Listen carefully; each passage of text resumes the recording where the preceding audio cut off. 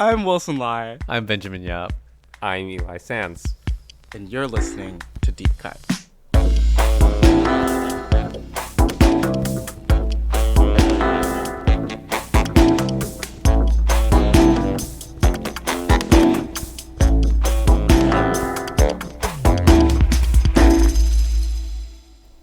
On Deep Cut, we compare a director's most popular film with a personal favorite chosen by one of us. We also discuss the director's life and career to bring context that helps us view their movies as they may want us to. Before we jump into our discussion about Marilou Diaz-Abaya's film Moral, please remember to give us a rating or a review and subscribe to us wherever you listen to your podcasts. You can also keep up with us at Deep Cut Pod on Twitter, Instagram, Facebook, and letterboxd, even if we don't update as often.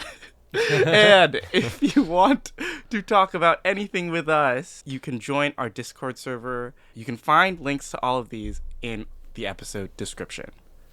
So, last episode, I introduced to you guys the work of Marilou Diaz-Abaya, an acclaimed Filipino filmmaker, and we went over her most popular movie, Jose Rizal. And we talked about her formal strengths as a director, but also we touched upon the struggles of adapting someone's life that is so grand and so big. And we are now switching gears this week to talk about Moral. And Moral is a 1982 movie from Marilou Diaz-Abaya. It is her fifth feature, much earlier on in her career. And this is a film about the lives of four girls who were attending University of the Philippines right before martial law in 1970s. Before we get into talking about the background and context of this movie, I want to get your fresh reactions. So, Eli, what did you think of Moral? I really loved Moral. It's very touching. It has the sort of sweep and scope that automatically clicks with me, both in terms of who it's focusing on, the span of time that it looks at, and the changes that people go through during that time. Very sensitive, really continues to have that expert, graceful cinematography and camera blocking that we talked about in Jose Rizal. And yeah, I feel a very strong click with it. Really enjoyed it. I'm so glad, and it's not a surprise. 'Cause it's just, I don't know, it's just a damn good movie. I feel like it's really hard to fault. Yeah. Yeah. Ben, Agreed. yeah. Ben, I how like about you? Moral. I love this kind of like sprawl type movies where it uses different characters to explore kind of the same thing. And I think Abaya and her writer, Ricky Lee, are able to kind of use the four characters to explore really different versions of womanhood and like the kinds of trials that they go through in this time through the four characters, because they all have very unique perspectives, right? Or unique experiences, I guess. And even through like their relationships with their parents, so kind of like creates an interesting juxtaposition as well as exploration of how the times have changed and how the times are changing within this period for these women. I think about this and I wonder if it is a best friend cinema film. Totally. Oh, 100%. No, but okay. I'm in a weird place where like it looks on the surface like one of those best friend cinema films, but I think my main kind of thing that kind of stops me from loving it as much as I wish I could have is that the moments in which the women come together feel a little slight in terms of the story or like in terms of the conflict that they try to explore. The women come together quite infrequently, and I wish they would come together a bit more. But I think a lot of the story sits within their individual journeys, within their individual lives, rather than their lives together. And so I think the idea that they're best friends is a connective tissue between the four threads rather than the core focus, which is what I like about best friend cinema films, where this kind of uses that more of a way of bringing them together, to bring these stories together rather than just being four random women, right? That's kind of what I wish I got more from this. Like a little bit more like frisson between the four characters, a little bit more electricity between them rather than just them being very different women who have slightly different perspectives. I think that would be more interesting. But they do come together to kind of support each other and to be there for each other, which is nice to see. But I guess I kind of want to see them fight a little bit more. That's maybe why I want it. But yeah, maybe that's not good, but okay. I have some thoughts about the formal choices behind that level of separation or distance between them. But I'll hold on to that for a second because, Wilson, what do you think of the movie? How did you first come to it? Well, I first came to Morale through Letterboxd. I think it still stands as one of the most like highly rated women directed films on Letterboxd, and I was like, oh my god, what is this Filipino film that's sitting at the top of this list? So I was in hotel quarantine last summer, and I just came back from like a really long trip outside of home, and I had these 3 days to like just sit in this room. And one of the films that I watched during that time was Morale. And I was immediately taken. Well, it was already my second Marilou Diaz-Abaya film that I saw. But I think I was just more drawn into these characters. I could really relate to them, even though I'm not a woman. I just felt like I understood their pain and suffering and triumphs and just living their lives. Lee's script sort of like touches on melodramatic moments, but I think it's interesting to think about which melodramatic buttons he decides to push and which ones he decides to just lay his finger on and maybe skirt around. And I think it's just a really expert script. I think the way that it just jumps around from character to character, and how we sort of don't really see them come together, but it's still the trajectory of the entire film still flows in such a beautiful way. I'm just thinking about that last act and how everything really crescendos in each of these women's lives sort of in tandem. I was reminded a lot of one of my other like really favorite movies of the past few years, Hamaguchi's Happy Hour. But I think this does it in a like within like 2.5 hours, whereas Happy Hour goes over 3. And I like finished it and I was like, holy shit, like I can't believe that Diaz-Abaya and Ricky Lee like were able to pack so much in on such a, I would say, short runtime for the amount of story that this covers and the amount of time. And you really get to know these women. And yeah, I was just incredibly blown away by it. And nothing really changed on a rewatch. I was like maybe picking up on a couple more things, but like I think I came away from it feeling as moved by it. Very well said about the script. Yeah. I'm going to quickly go through some context, maybe read and show or make us listen to a bit of Abaya's words on the film and what she thought about making it before diving in and talking about like specific characters and specific scenes, because that is sort of what I really, really want to talk about with this film. So Morale is now considered one of the classics of Philippine cinema. It was, as I said before, it was Abaya's 5th feature, and this happened when she already had an established working relationship with Ricky Lee. And the film talks about the mostly separate and occasionally intersecting lives of 4 college friends at UP, the University of Philippines.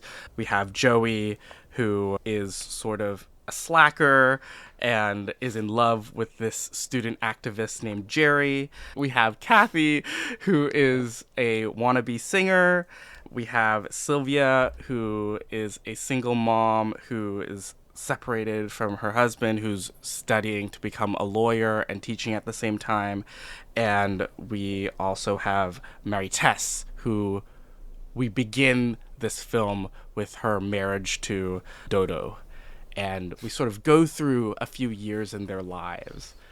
So this film takes place at the height of student activism right before the declaration of martial law in 1976. And very briefly, martial law was this period where the president, Ferdinand Marcos at the time, had a one-man rule of the Philippines that he declared until he was exiled from the country in 1986. He said he enacted this martial law because of this communist threat to his governments. However, this was later proved to be a way for Marcos to consolidate power and extend his tenure beyond the 2 presidential terms and hide secret stashes of unexplained wealth for him and his family. The time was known for their abuses of human rights, so campaigns targeting student activists, political activists, journalists, and some historians believe that the dictatorship was marked by over 3,000 known extrajudicial killings, 35,000 documented tortures, and 77 disappeared people, and 70,000 incarcerations. My mom grew up at the time of martial law, and she talked about having a curfew and having to be home at certain times. It was not an easy time for a lot of people in the Philippines, and I think garnered a lot of hatred for that family that has somehow dissipated by now. I don't know how. I'm not going to explain how. But yeah, it is a very dark time in Philippine history, and I think a time that directors like Abaya, like Ishmael Bernal and Lino Broca channeled in their work. Even though they were not making stuff directly about martial law, a lot of the films that they were making at the time could be alluded to as reflections on martial law. So this was a time of moral flux for the characters in the film. These women were all put in situations where old values and principles no longer apply. So it was sort of like this bursting moment right before things started getting like shut down and quelled. The film also marks one of the collaborations between Abaya and Phil Zabat, who is the production designer, and her husband, Manolo Abaya, who shot and edited the film. Produced, and edited the film. This film initially did not have as warm of a reception as her first film in the Al series, I'll say, Brutal. It was generally ignored at the Metro Manila International Film Festival. She said that local audiences were not used to the roving plot structure of the film. She said, I'm going to quote this, "Generally, the audience did not connect, but this was nothing I was not surprised at all. While making it, I was already feeling very anxious and uncomfortable about the fact that I thought this was too personal. I might be the only one to understand it. I was really hurt when I felt rejected, even if you anticipated that rejection." I think she was being very frank and very honest about this, but the film ended up being embraced overseas. It was the first of Abaya's works to attract foreign attention, and in 1984 it received the BFI Outstanding Film of the Year award. So Abaya wrote a text in this book about comparing different views of Philippine cinema, and her section was called Images of Women in Philippine Cinema, and I want to just read this section of the book because I feel like even though she wrote this probably like 10 years after she made Moral, I think the sentiment still applies there. And this section is called, it's just the start of this section of the text. It's a really interesting read, and she goes over, I guess, classical representations of Filipinas in cinema, which is Filipino woman, and more nuanced takes, and she gives very clear examples. And if you are looking to dive into Philippine cinema, I really recommend it. And you can just find me on Discord and I'll send you a link to it. This section is called Between Two Worlds and Playing Dual Roles, Mother Mary and Mary Magdalene. It is said that the modern Filipino woman spent her first 400 years in history locked up inside a Spanish convent, then her next 40 years mimicking the stars of Hollywood movies, only to end up today as a chambermaid in London.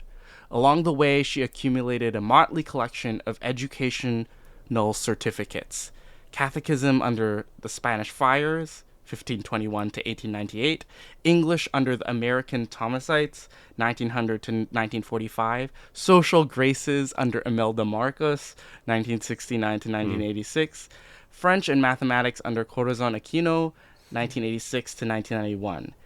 International relations under the present government, with the option to enroll in the mail order bride program currently in progress. Whoa. To sum up, her colonial history, the Filipina has swung back and forth between two values: religious spirituality from her Spanish experience, and democracy and material prosperity from her American teachers. The result is a psychological dilemma which she continually grapples with, but never quite manages to express, much less to resolve. Historically relegated to the management of family and home, she does not have the political experience to set herself free. She resorts mainly to cultural maneuverings to get what she needs without compromising her privileged social status as a sanctified Madonna. Despite such confusing and often contradictory experiences, the Filipina seems to be sure about what she wants, and that is to have everything: love, marriage, children, home, career, prosperity, happiness, and peace of mind, preferably in that order. Never mind that her life is an obstacle course of poverty, prejudice, and limited opportunities, because from childhood she has been bred by her mother to surmount these disadvantages and is therefore equipped not only to survive, but more importantly, to prevail. With such a colorful character, the Filipina should have shown great potential as a dynamic subject for film stories, and yet only the sketchiest portraits have been created of her. Wow.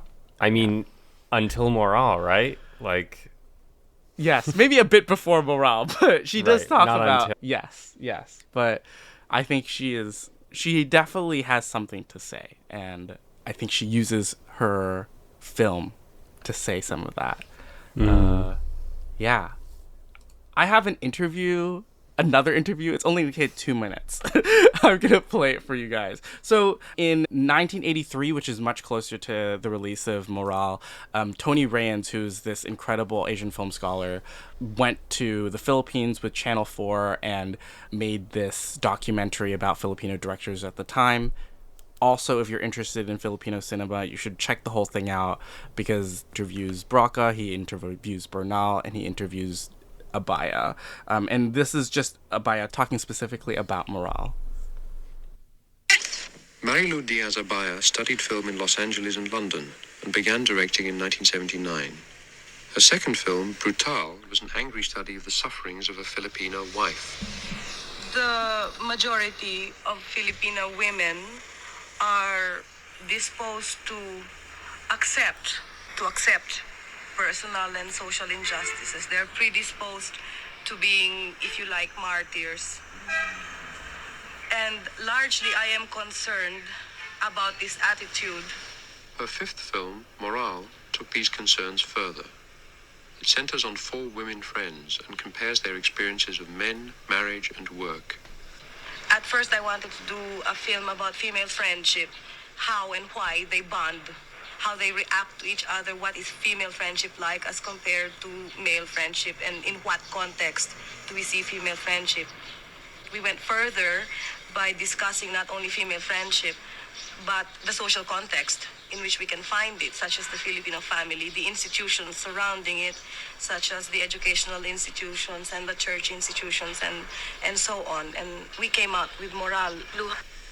Largely today, it's perfectly all right for the Filipino woman to hold government offices or to be the president of banks and very big corporations. But you see, with the provision that they do not neglect family, husband, children, and so forth and so on. And I feel that perhaps this in itself, this expectation may not be necessarily fair, that women ought to have the real option, whether they want to be a full-time housewife, a full-time career woman, or both. This is her talking about the movie, and I think I'm going to end this context, and I think I provide a really good backdrop for a conversation about the film. Yeah, that's a pretty incredible backdrop. Thank you for compiling that. It's interesting how this period of Filipino filmmaking is so political. And I think so many of the kind of more established or renowned filmmakers from that time, including Abaya herself, are so political. And maybe it is just a function of being raised and growing up in that time of Marcos or whatever, and being also part of a nation that has gone through so many hands, and like different kinds of power. And I think that's so interesting. And I love that about how like so many filmmakers are so politically inclined and like so engaged politically with their films and like what they want to say. Yeah. Yeah, it's really cool. But I think it's also like just out of necessity as well, like we Yeah. talked about in the previous episode. It was like that period of time. I don't know. I'm like not sure how. I guess the like censorship was quite lax because they were able to make films like this still under dictatorship. So I think they were just using any means possible to protest. It's also interesting because there aren't a ton of consolidated film movements that are defined more by the political content than by the stylistic hallmarks. Yeah, you're right. Yes. And I guess similarly, those more politically defined than stylistically defined movements come out of things like, you know, it's very stifled, but like Spanish film under Franco, or kind of a different political situation, but like early Soviet cinema, or kind of later General Eastern Bloc cinema. Yeah. Those cinemas were government mandated. Like you could think about like the Right, that's early true. Chinese cinema as well. There were like what's like maybe even what's happening in India right now. This is like government supported, but like sort of anti-government work is interesting. It sort of feels like guerrilla warfare kind of. But I would say that Morale itself is pretty like light in its indictment of Sure. whatever was going on politically, but I think more of a celebration of womanhood at the time and just these characters trying to break free of societal chains. Sure. It indicts the martial law that is to follow the period of time that the movie focuses on by showing how full all these characters' lives are before that martial law is put into effect. Yeah, definitely. I think there's something to be said about the way that she challenges the woman's role in society in Philippines at that time is also a little bit mirrored by the way that like power in general in society is controlled within the political sphere. Like I think you can make a little bit of an argument about that, like how if the home is controlled by the man in some sense, then like the nation is controlled by certain leaders. And so there's certain kinds of freedoms and like certain kinds of expectations that you have within these two spheres and that she wants to challenge what those things can mean. I think you can draw a bit of an argument there about that comparison. And the fact that she is putting those two things in the same film makes you think of those things.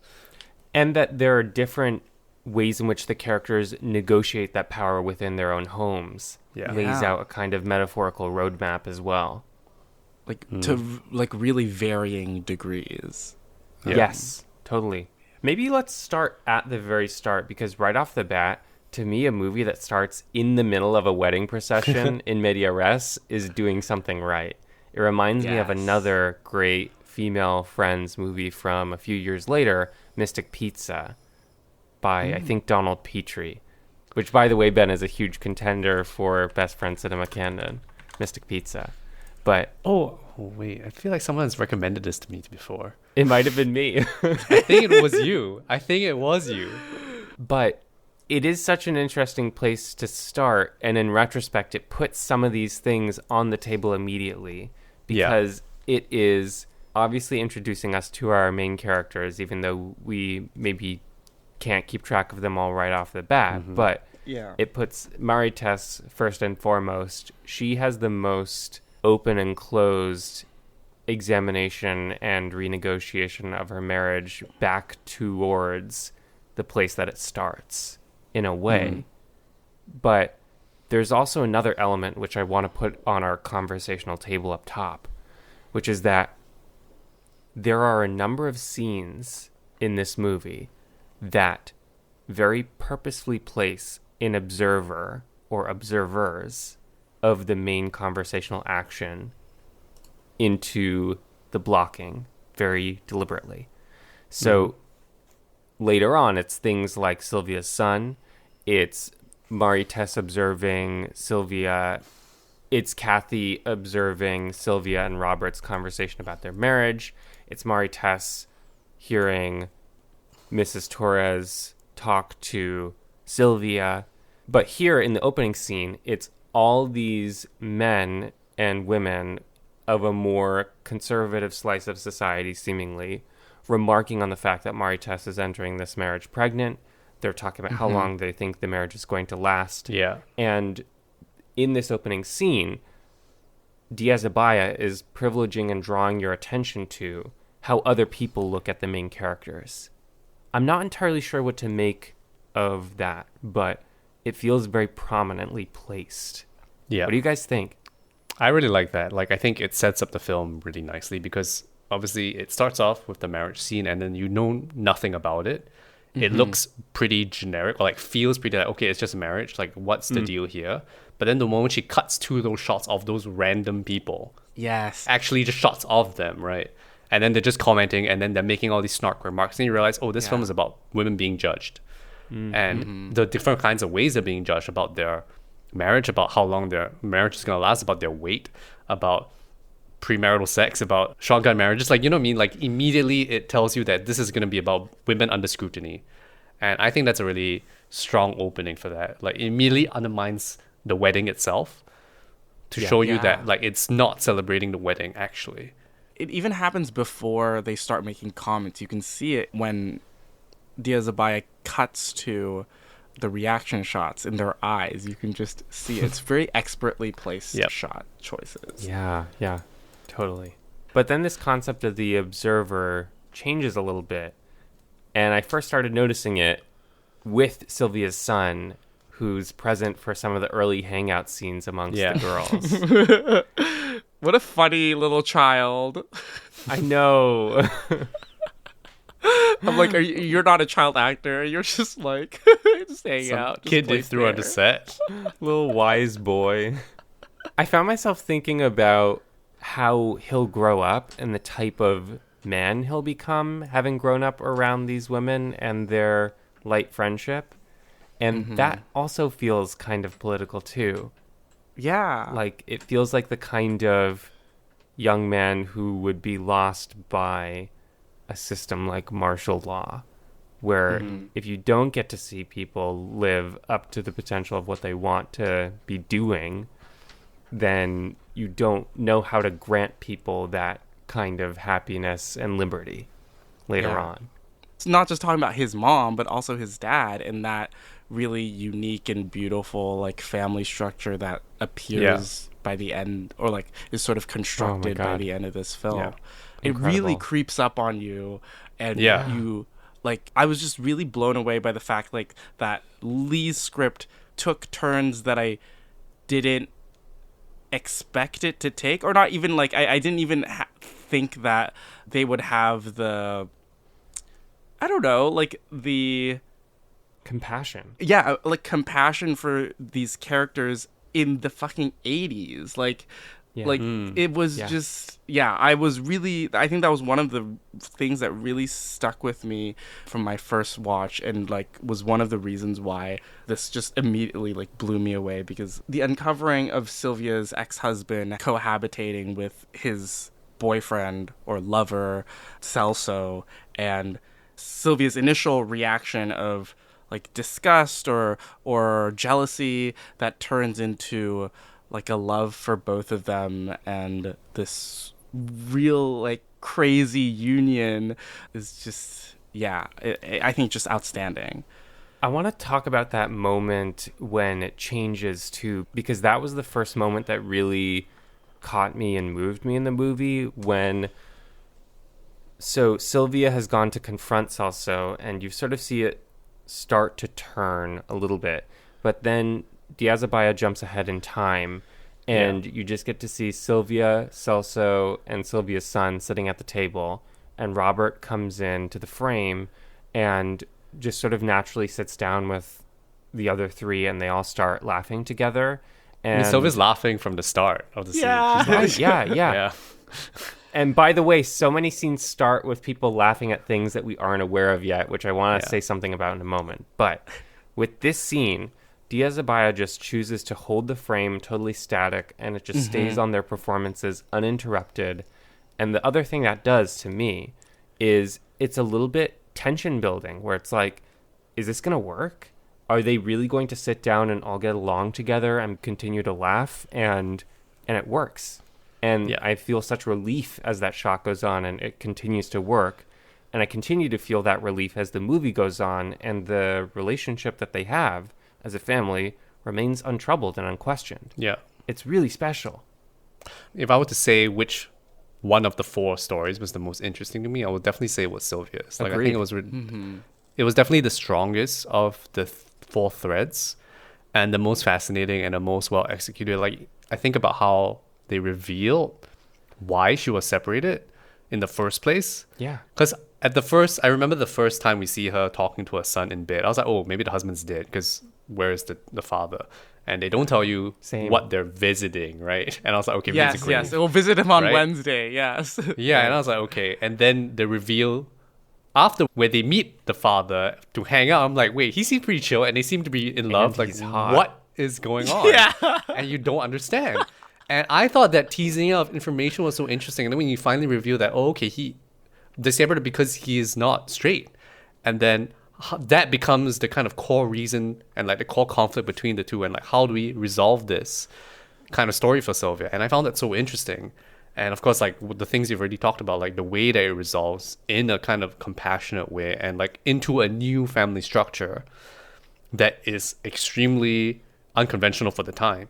Yeah. And even that is juxtaposed by the idea of the unusual family structures of like having multiple partners for men. When she is confronted by Mrs. Torres, or fake Mrs. Torres, who is actually just the second partner of her new lover, Ernie, I think. Yes. And so I think that's pretty interesting, like in that how it contemplates the different ways in which women float in and out of family units, and how Sylvia finds herself and like finds something that works for her by the end of the film.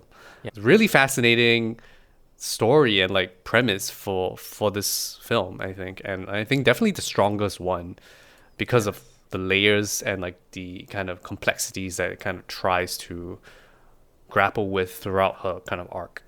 Yeah, of course. But not to discount the other 3 stories in the film as well. Right. I sort of want to talk about Joey, who is my favorite. Well, not my favorite storyline, but my favorite girl out of the 4 of them. She's also my favorite girl, actually. Like from the first few scenes, I was like, okay, Joey's interesting. Yeah, like you even see it from the wedding where she enters and everyone's like, who is that? Who is that? There's like, that's just Mary Tess's friend. Just like arrives late, like pushes past people, like sort of like cusses out who was reading at the time. It was like Sylvia was reading. She was just like, oh, stupid or whatever. But I just love her character so much, how little she gives a shit. But I think when things get more serious and when she starts talking to her mom, who had her when she was 15, about like raising her, and I think that the one key scene there is that New Year's scene where she's burning all these old things that she owns, and her mom comes out and sort of tries to have this late connection with her, but Joey doesn't want to have it at the time. It's sort of really heartbreaking, but I think how that relationship develops is also like one of the most like interesting parts of the film, as well as Joey's obsession with Jerry, who like she wouldn't like give 2 shits about student activism or striking if it wasn't for her obsession with this man.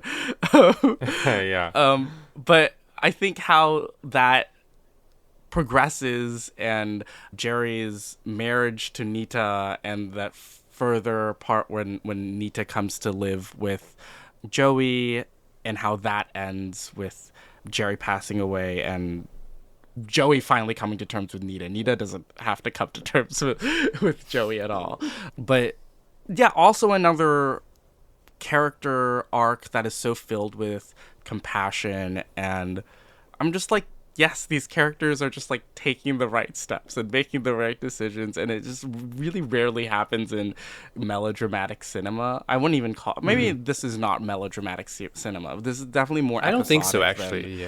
Yeah, like, but it really warms my heart, even though like I guess it is quite a harrowing aspect of this whole film. Joey is the character who probably goes through the greatest change in personality as brought on by her miscarriage, discovery of a congenital disorder that prevents her from having children, and that New Year's conversation with her mother. And to zoom in on that conversation, that's one of the more subtle relationship shifts in the movie, right? Yeah. Where beforehand, Joey is coming to her mother, Maggie, kind of from a place of craving some kind of connection or approval, right? She's going But to her also mom and- holding her at a arm's length because she's Yeah. been taught to. I think she needs that kind of space to grow, but she's also craving something that she didn't get as a kid from her mom. And, you know, she's having kind of semi-inappropriate conversations with her mom about her mom's dating life and her partner's underwear.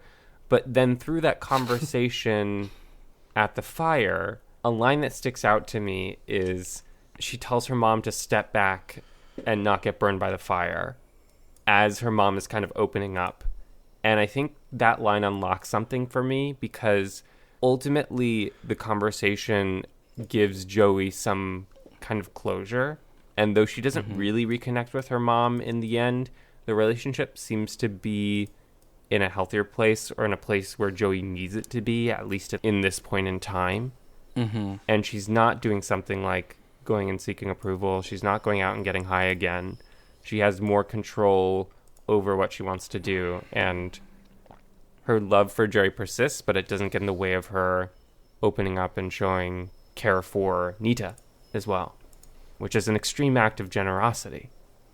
Yeah. I just keep on thinking about that scene where Nita leaves and she like, tells her that he's dead. And Diaz-Abaya does this like long take thing again. She keeps on doing it throughout this film where she just stays and doesn't cut that often for like crucial moments and crucial scenes. And it's such a like, good choice, very subtle choice, very easy to do when you have trust in your performers and you're all on the same wavelength. And when the dialogue isn't overdoing it, Ricky Lee really, I mean, I know that, you know, there's a stylistic calling sometimes for dialogue that is very big and over the top, but sometimes it's too much, and this is never that. Like, the dialogue really feels like it's not overstating things, and it's very, it gives you room to kind of work your way in and interpret, and it really gives the actors a lot of leeway to do a lot as well.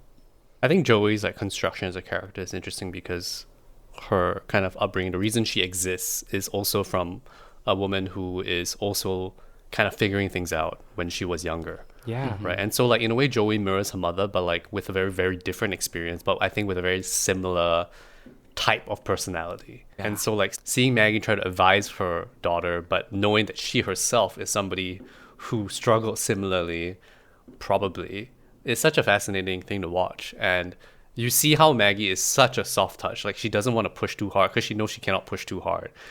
Right. And like she's already kind of like this mother who's like not a typical style of mother that you would see in this kind of relationship, I feel, or like in this kind of story already. And I think Joey's story is interesting because in a way she represents a very, very modern style of woman, right? Right. She sleeps around a lot. She doesn't care. She wants to work. She doesn't care what people think of her. And that's supposed to usually be a good thing when you have like a feminist leaning story, right? But for her, she still struggles a lot. And she maybe struggles the most out of all the characters in trying to find herself. Like in being modern, she struggles a lot in trying to find her identity as a person and like what she wants to do. And I think the script is sensitive in how it approaches that without necessarily like condemning anything, and like it kind of presents her journey in a very compassionate way, as we've been saying, and allows her to kind of grow in that journey. And I really like that. And I think like the choice to have Joey, who has struggled so much against the system throughout the film, have her leave the country at the end of the film, I think Lee is trying to say something about like they just can't survive in this country. Right. It's just not possible. And that's the film ends on a very like high note, but I think that is like the sort of the clincher at the end where you're left to think about that. I like how that ending car shot mirrors the other shot when Mary Tess goes into labor. Oh yeah. Oh, can we Yeah. talk about that whole sequence? Because, oh my God. When she goes into labor. I know we compared Diaz-Abaya to Spielberg in our last conversation about Jose Rizal. Yes. But I thought of him again here because the shot starts off on Joey taking a photo with Nita and Jerry at the graduation, and then tracks with her to the left as she goes and takes a photo with the four women. And then Maritas starts to go into labor, and the camera kind of tracks and tilts down with Maritas as she sits, and it just felt like beginning, middle, and end. This is the sort of tracking shot that Spielberg also does that has a little mini narrative to it, and it's so compelling to watch. It feels very natural. It just makes sense, and it's very graceful as well. Yeah. Clean directing. Such clean direction. My goodness. Ben, what do you make of that link between the two car shots? I mean, the one thing that's different is that Dodo's not there. Because he's in the first one. I don't know. Like, I think there was something about, like, those are moments of togetherness that are very specific. And obviously, a birth is, like, a big thing that happens, right? And I guess a person leaving is also a big moment for the friend group. And so I think, like, the shot itself is already such a pleasant shot because you get to see the women like hanging out, and you can see all their faces in the same shot the whole time in all the shots for both shots. So I think Sort of like that Pawnee and Sylvan 2 shot. oh, the 3 shot. The 3 shot. Yeah, I mean it's a part 4 two. shot. But I think it's just a nice kind of punctuation because it's in calling back that shot, it reminds you of the kind of things that they've gone through throughout the movie. I think that's maybe what it achieves. Yeah, and the script doesn't really like lay out for you, oh, how long has passed. Like if you sort of try to track the bit of the film where we follow Kathy and her music career, it sort of jumps ahead quite fast without us realizing Seeing any how of it. long has yeah. I think the script and the editing are really good at jumping through time. Like Yes. even though it's a little discombobulating, but it feels natural, and you catch up really quickly, and then you understand what is going on, and like, oh, okay, we're a year now. Like another 2 years have happened. Yeah, you quite know? effortless. And so, yeah, very effortless. And I think that comes down to the way that the scenes are laid out, and of course, even the intercutting between the 4 stories. Like you never feel imbalanced by the pacing and the way that events unfold, and the way that time unfolds in this. So I think that's really quite successful. And the performances, the change in performances marks change as well. Joey in particular, also Kathy, the disappointment that grows in her. Quite heartbreaking to see. It is, yeah. If we are going through character by character, Sure. hers is probably my least favorite of the 4 arcs. I guess I agree. Yes. Yeah. Me too. But Gina there's still Alajar stuff is there, really and she- good.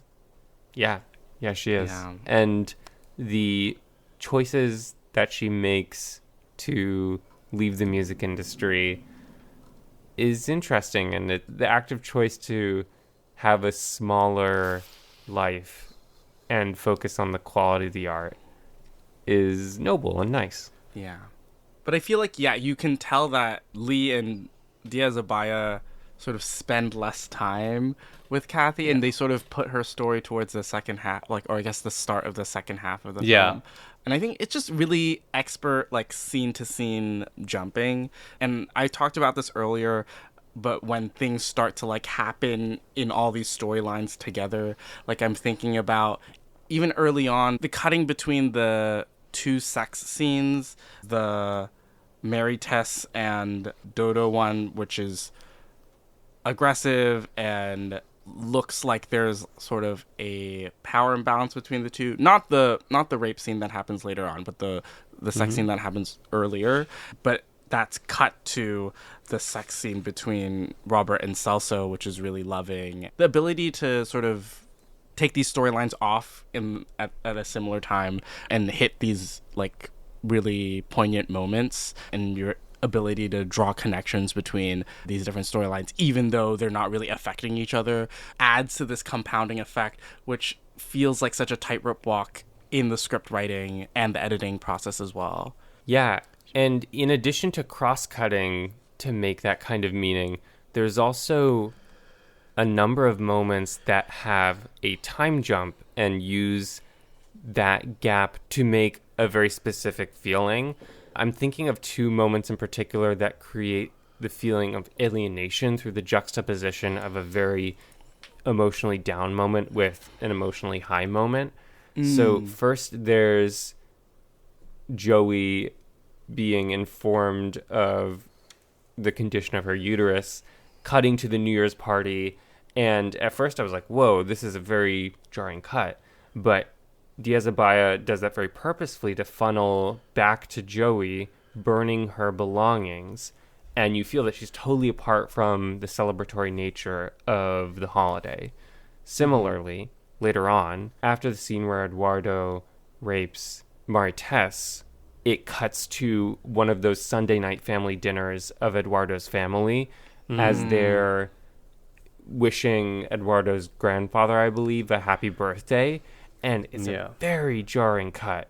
And once again, Diaz-Abaya is doing that purposefully to tee up later in that scene as Marites finally leaves Eduardo.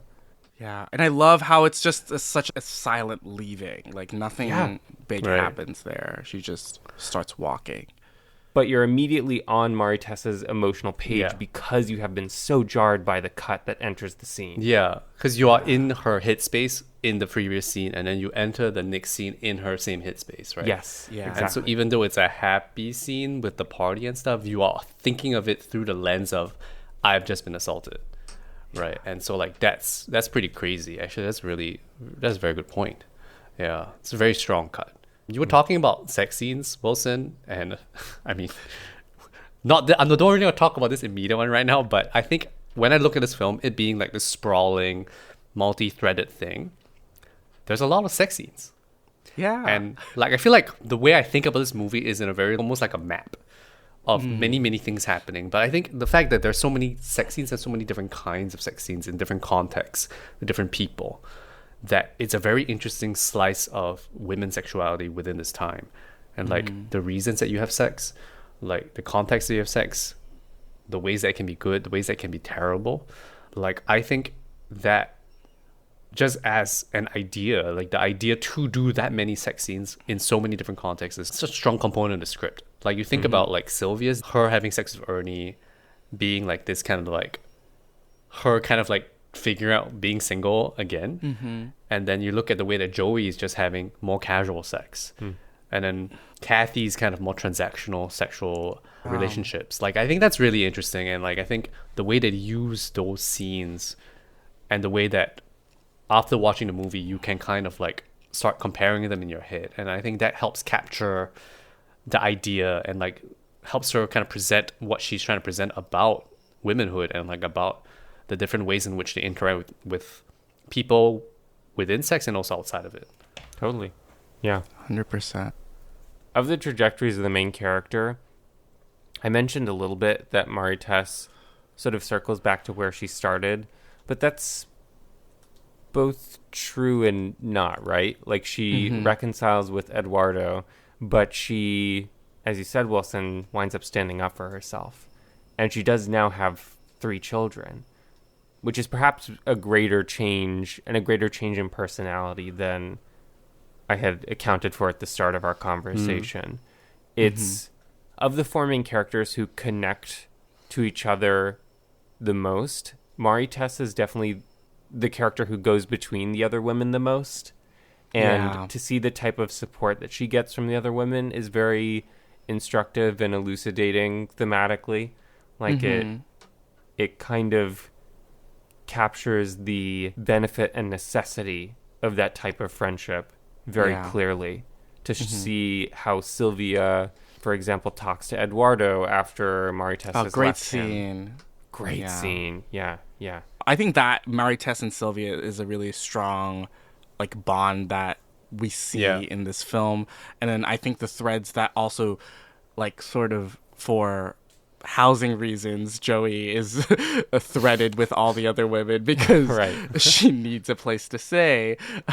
So I think these are like subtle ways for us to get more than one of the women in a scene together. Yeah. But that scene after Mary-Tess gives birth the first time, where she's talking about Dodo wanting another child, and they're sitting in Sylvia's house, and she's talking about how she feels like she's been turned into a machine and feels like she's being used and abused, really like struck a chord. I think and it's like Eli said, it's not quite, I guess right now the way that I'm saying it sounds sort of preachy, but in the moment of the scene, it feels very genuine. Like even that conversation that Sylvia has with the headmistress at the school that she works at, and that's very subtle. That's not even like a That's like a great whole scene. it's not even like a whole story thread. It's just one scene where she gets called into the office because I guess other teachers have been reporting her as not wearing a bra to work.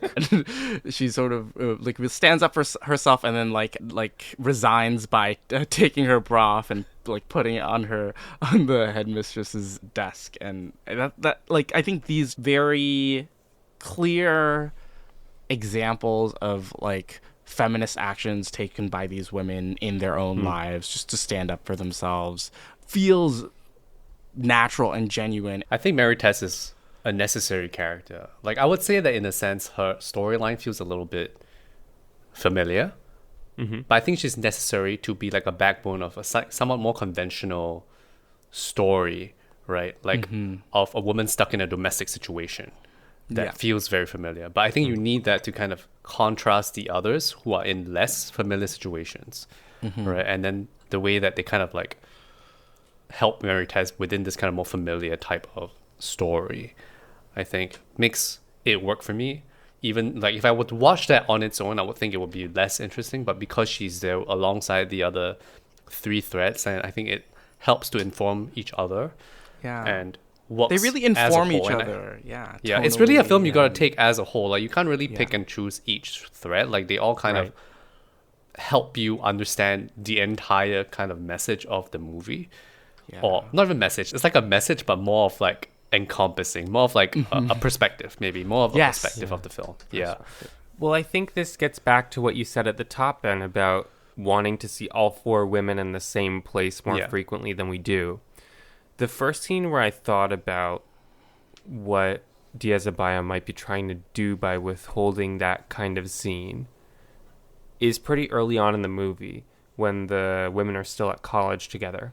We cut into a scene and the women are laughing about something and really like having a good time being together, and they're kind of walking down the hall, they're walking up the stairs.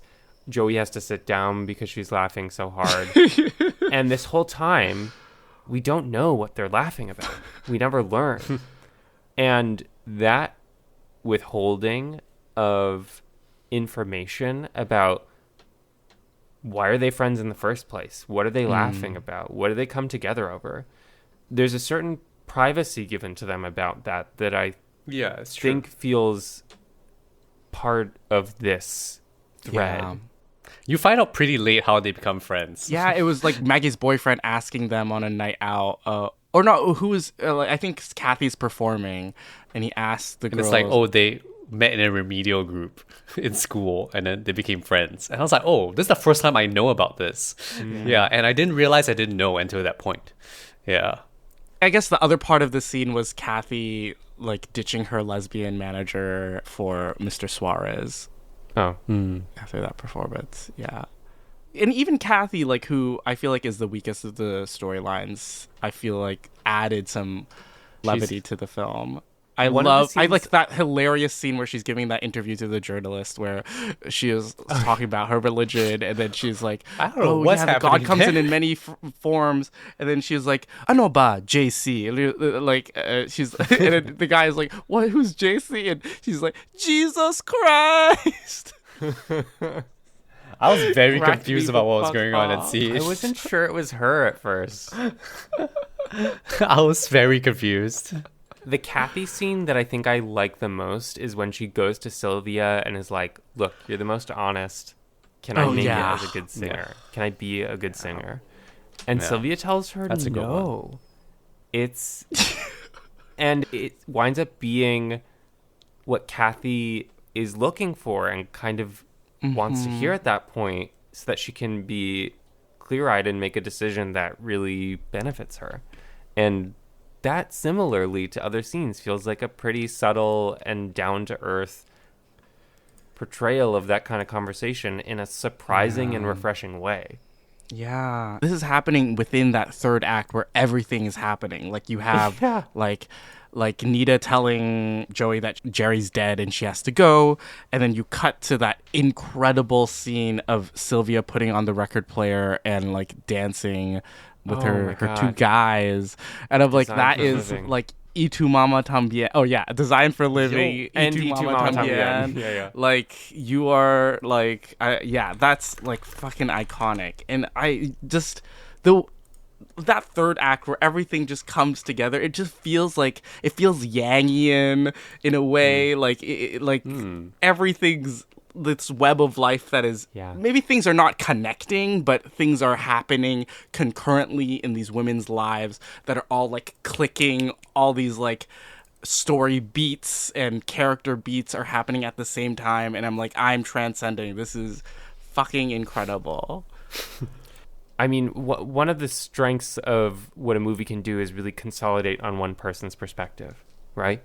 But in this kind of broader narrative range where you get to see multiple perspectives, if they're all painted compellingly, to Ben's point, you see something broader than just perspective. Like you get a broader experience and map of feeling. I'm not So putting hard my to finger on it. describe, right? Yeah. Because it's just so much, but also just Yes. it can be like one big thing at the same time. But yeah, Yeah. It's a special movie. Yeah. And you're right to name Yi Yi along with it. I think about so. Yi Yi. I think about Our Little Sister. I do think about Mystic Pizza, which you both should watch. I think about like Altman films as well. Like yes, I think like in terms of the web of life and like how it crescendos at the end there. A little smaller web of life, but definitely still I think a web of life type of film. Yeah, and everyone knows of each definitely. other. Yeah. I mean, I'm convinced. I've just put this on my best friend cinema canon list. Yeah. sweet. Yeah. Goal of the episode accomplished. Yeah, that was a hidden arc in this episode. Wow, look at us intersecting lives. Well planned. We really talked around this movie. I'm so glad that Yeah, that was good. you guys were so warm on this. And yeah, I think, I don't know, this decision to bring Diaz-Abaya on the pod was mostly due to the fact that I wanted you guys to watch this particular movie. So Oh, just this one, okay.